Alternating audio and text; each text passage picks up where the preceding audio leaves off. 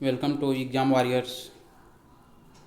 आज 21/10/2021 और आज के जितने भी करंट अफेयर के महत्वपूर्ण प्रश्न बनते हैं उन सभी प्रश्नों पर हम लोग विस्तार से चर्चा करेंगे।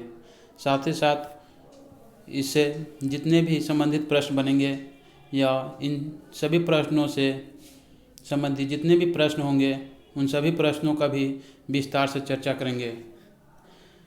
तो आइए हम सब देखते हैं प्रश्नों को। पहला प्रश्न है, किस देश में ललन स्मरण उत्सव का आयोजन किया गया है? तो एक बांग्लादेश में किया गया है। बांग्लादेश की बात करें तो यहाँ की मुद्रा जो है मुद्रा टका हो जाएगा और यहाँ की इसकी कैपिटल जो है ढाका है। यहाँ की पीएम की बात करें शेख हसीना है। बांग्लादेश जो है भारत के पड़ोसी देश है और हमारे भारत के 5 ऐसे राज्य हैं जो बांग्लादेश से सीमा बनाते हैं, जिसमें पश्चिम बंगाल, मेघालय, असम, मिजोरम और त्रिपुरा हैं। साथ ही साथ भारत से सर्वाधिक सीमा लगाने वाला देश भी बांग्लादेश है, जिसकी सीमा की बात करें तो 4096 किलोमीटर सीमा भारत के साथ बांग्लादेश साझा करती है। इससे संबंधित और प्रश्न देखते हैं। बांग्लादेश की मुद्रा टक्का है।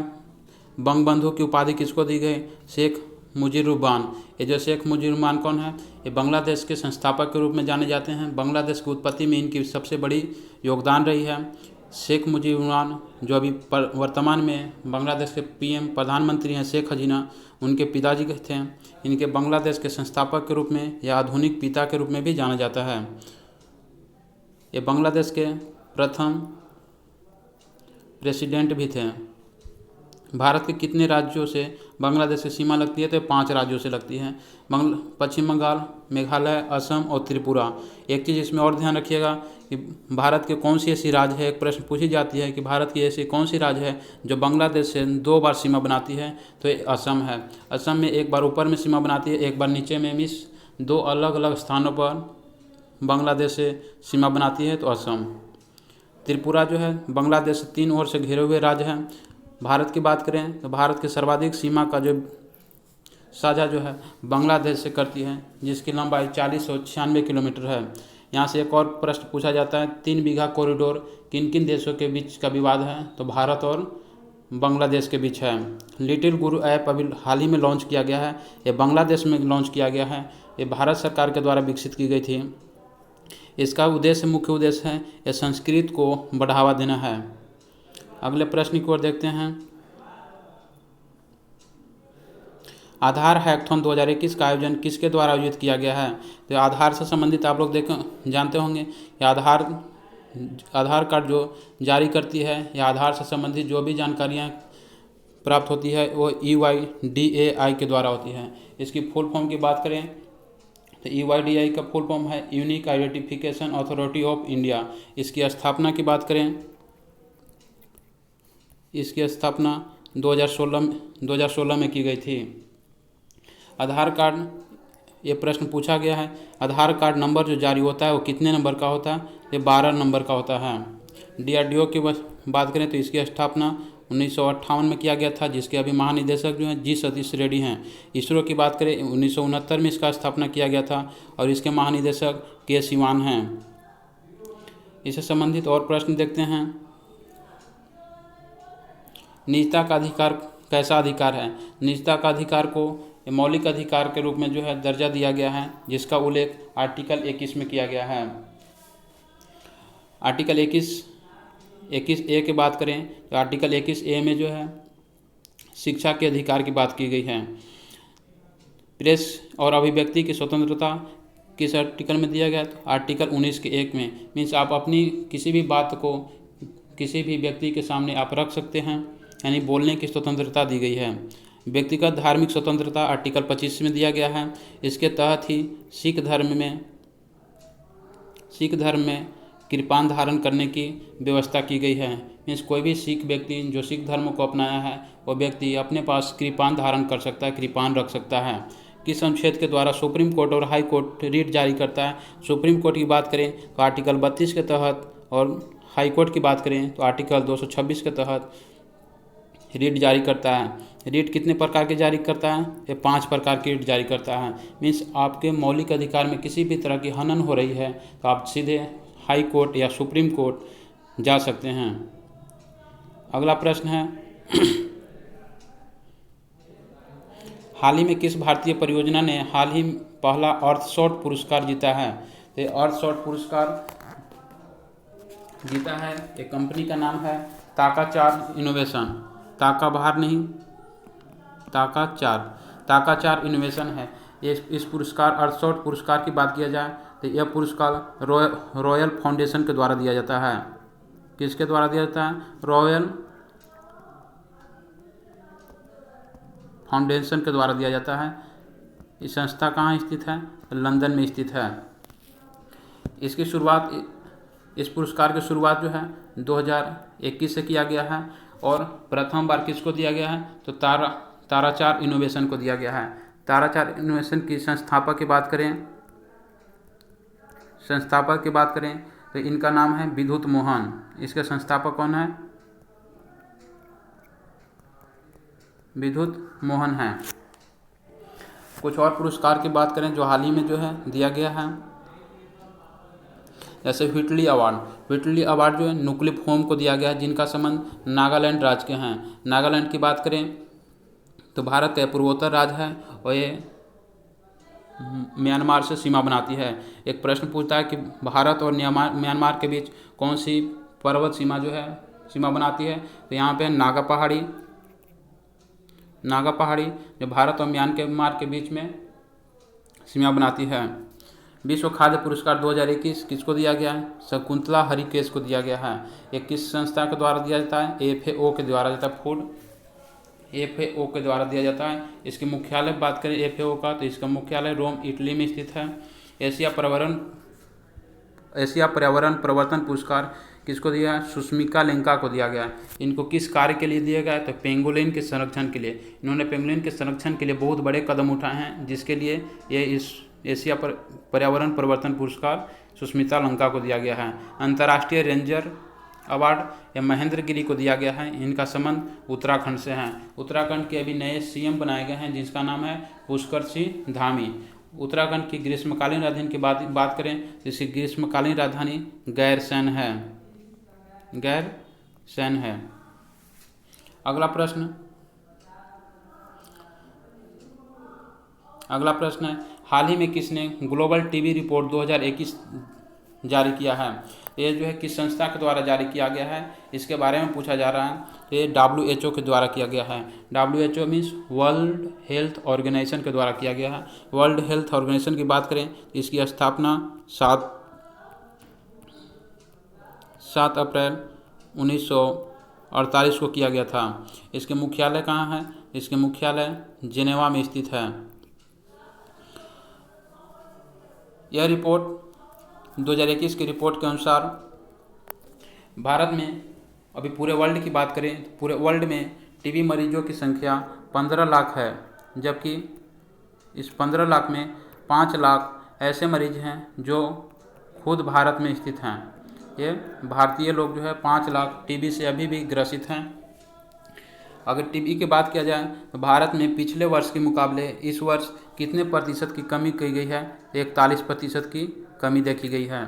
फिर भी 41% कमी होने के बाद भी अभी भी टीबी मरीजों की संख्या 5 लाख भारत में केवल है। भारत सरकार की योजना है एक टीबी मुक्त भारत। टीबी मुक्त भारत से टीबी मुक्त कब करने की घोषणा की है? तो 2025 तक ये लक्ष्य रखा गया है कि भारत से टीबी को समाप्त कर दिया जाए। यूएनओ की बात करें तो इसकी स्थापना 24 अक्टूबर 1945 को किया गया है। यह द्वितीय विश्व युद्ध के बाद किया गया था। इसके नामकरण की बात करें, संयुक्त राष्ट्र संघ के नामकरण जो है अमेरिकी राष्ट्रपति उस समय के फ्रैंकलिन जी रूजवेल्ट के द्वारा किया गया था। डब्ल्यूटीओ की स्थापना 1995 में किया गया था, जिसका फुल फॉर्म है वर्ल्ड ट्रेड ऑर्गेनाइजेशन। विश्व बैंक की स्थापना 1945 में किया गया था। 1944 के बैठक के बाद 1945 में किया गया था। इससे संबंधित कुछ प्रश्न हैं, जैसे टीबी हारेगा देश जीतेगा। यह जो है भारत सरकार के लक्ष्य कब है? 2025 तक। 2025 तक भारत सरकार का ये लक्ष्य है कि भारत से टीबी को मुक्त कर दिया जाए, समाप्त कर दिया जाए, जबकि वही पूरे विश्व से टीबी का मुक्त जो है 2030 तक लक्ष्य रखा गया है। और स्टॉप टीबी पार्टनरशिप बोर्ड के हेड किसको बनाया गया है? मनसुख मांडविया को बनाया गया। मनसुख मांडविया अभी वर्तमान में केंद्रीय स्वास्थ्य मंत्री हैं। इससे पहले इस पद पर कौन थे? तो आपके डॉक्टर हर्षवर्धन थे। विश्व टीबी दिवस कब मनाया जाता है? ये 24 मार्च को मनाया जाता है, जिसकी अभी 2021 की थीम है घड़ी चल रही है। मीन्स अब यही समय है, घड़ी चल रही है, इसका थीम है। अगला प्रश्न है, हाल ही में किसने भारत का एक व्यापक भौगोलिक सूचना प्रणाली आधारित भू स्थानिक ऊर्जा मानचित्र लॉन्च किया है? तो यह जो है नीति आयोग संस्था के द्वारा जारी किया गया है, नीति आयोग के द्वारा किया गया है। इसके अध्यक्ष की बात करें तो नीति आयोग के अध्यक्ष प्रधानमंत्री होते हैं। नीति आयोग की स्थापना योजना आयोग के स्थान पर किया गया था। योजना आयोग की बात करें, इसकी स्थापना 15 मार्च 1950 को किया गया था, जबकि नीति आयोग की स्थापना 1 जनवरी 2015 को किया गया था। जबकि नीति आयोग संस्था की घोषणा जो है 15 अगस्त 2014 को ही कर दिया गया था। नीति का फुल फॉर्म होता है national institution for transforming India. इसके अध्यक्ष खुद प्रधानमंत्री होते हैं। आगे प्रश्न देखते हैं। और कुछ पोर्टल अभी लॉन्च किया गया है, जिसका नाम है युक्ति धारा और भुवन पोर्टल। ये भू-स्थानिक पोर्टल है। ऐसे प्रश्न पूछे जाते हैं, युक्ति धारा पोर्टल का संबंध किससे है? तो भू-स्थानिक पोर्टल से है। नीति आयोग की स्थापना 1 जनवरी 2014 को 1 जनवरी 2015 को किया गया था, जबकि इसकी घोषणा जो है 15 अगस्त 2014 को ही किया गया था। योजना आयोग की स्थापना इसको कीजिएगा 15 मार्च 1950 को किया गया था। नीति आयोग के अध्यक्ष की बात करें तो नीति आयोग के अध्यक्ष हमेशा प्रधानमंत्री होते हैं, जो कि वर्तमान में नरेंद्र मोदी हैं। उपाध्यक्ष की बात करें राजीव कुमार हैं। इसके सीईओ अमिताभ कांत हैं। नीति आयोग के पहले अध्यक्ष में जिस समय नीति आयोग की स्थापना होगी थी, उस समय नीति आयोग का पहला उपाध्यक्ष है अरविंद पगडुडिया, जबकि उस समय के सीईओ थे सिंधु खुलर। अगले प्रश्न की ओर चलते हैं। अगला प्रश्न है, हाल ही में किस देश ने एक परमाणु सक्षम हाइपरसोनिक ग्लाइड व्हीकल का परीक्षण किया है? ये चीन के द्वारा किया गया है। हाइपरसोनिक की बात करें तो हाइपरसोनिक ये मैक संख्या में मापी जाती है। अगर जिस मिसाइल की मैक संख्या का मान 5 से अधिक होता है, उसको हाइपरसोनिक कहा जाता है। अगर 1 से कम होगा तो उसको सबसोनिक कहा जाता है। आगे प्रश्न देखते हैं। ब्रह्मोस क्या है? तो ब्रह्मोस एक सुपरसोनिक मिसाइल है। सुपरसोनिक की बात करें तो इसकी सुपरसोनिक मिसाइल की मैक संख्या 1 से 5 बीच होती है। इस 1 से कम होगी सबसोनिक, 1 से 5 के बीच होगी तो सुपरसोनिक, और 5 से अधिक होगी तो हाइपरसोनिक कहलाती है। चीन की मुद्रा क्या है? चीन की मुद्रा युआन तथा रेन मिनबी है। ये दोनों को ध्यान में रखिएगा। चीन की मुद्रा युआन तथा रेन मिनबी। यहाँ के राष्ट्रपति जो है शी जिनपिंग है। एशिया की सबसे लंबी नदी कौन सी है? यांगसी सिक्यांग, जो कि चीन में बहती है। वन बेल्ट वन रोड पहल किस देश से संबंधित है? चीन के द्वारा किया गया है। इसी का एक हिस्सा है CPEC, जो चाइना को पाकिस्तान से जोड़ने का काम करता है। ग्वादर बंदरगाह को किसने विकसित किया है? ये ग्वादर बंदरगाह है पाकिस्तान में, जिसका विकास जो है चीन के द्वारा किया गया है।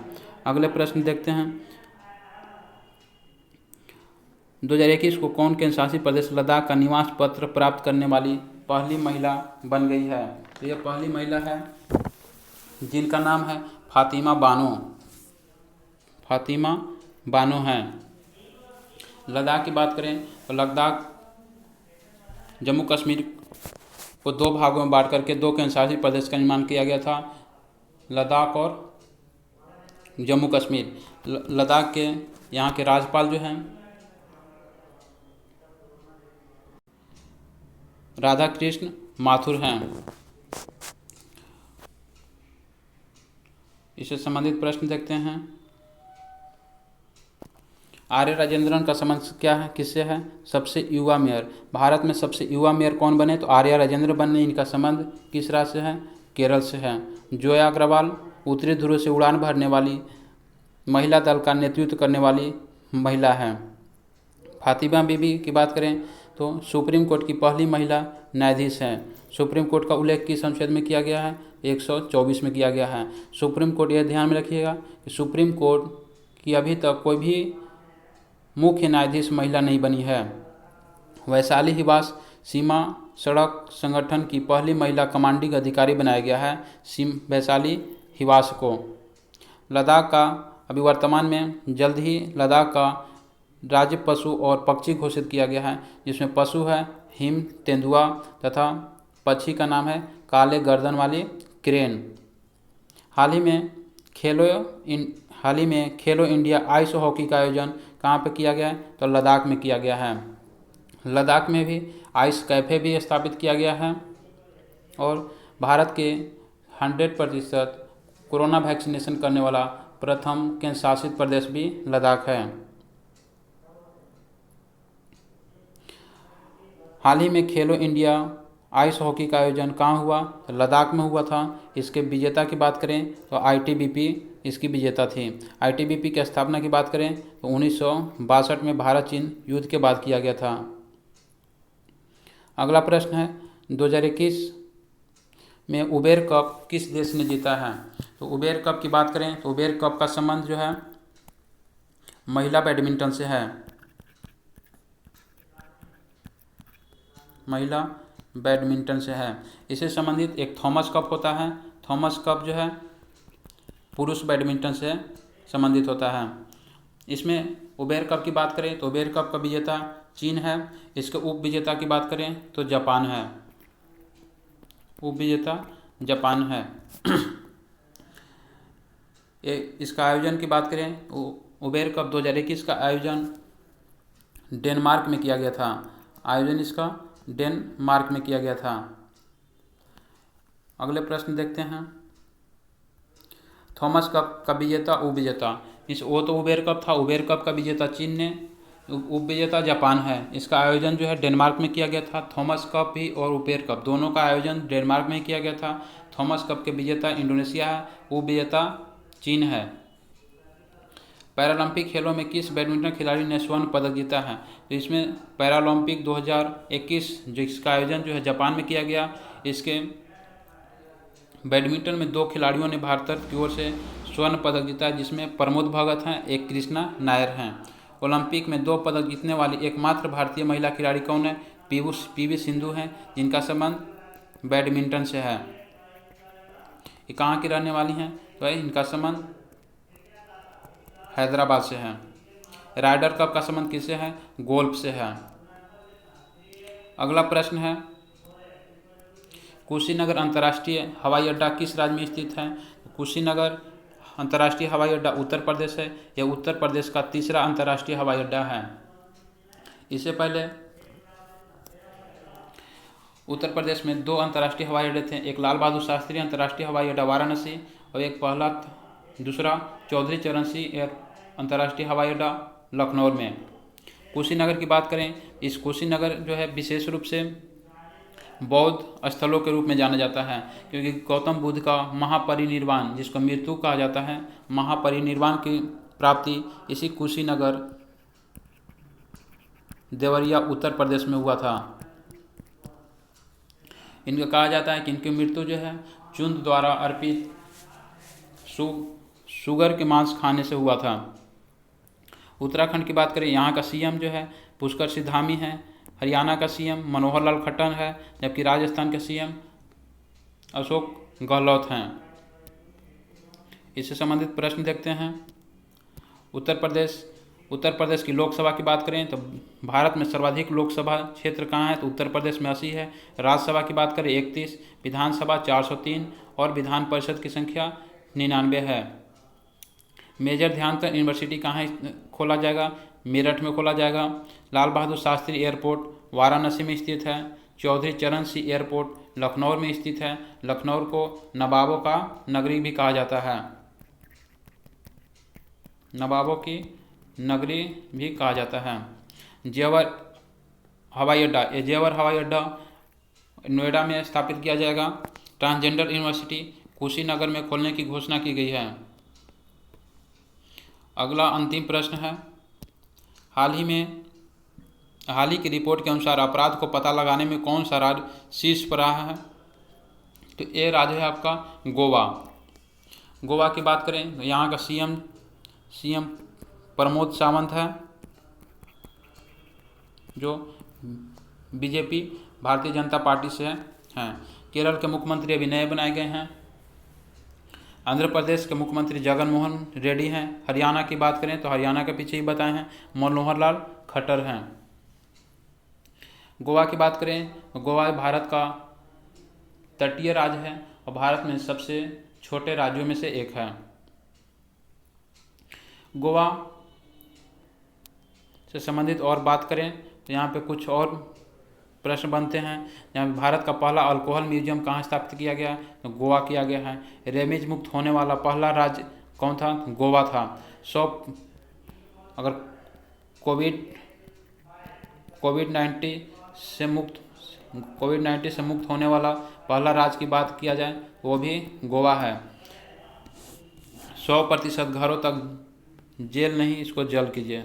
100% घरों तक जल पहुंचाने वाला भारत का पहला राज्य कौन है, तो गोवा है।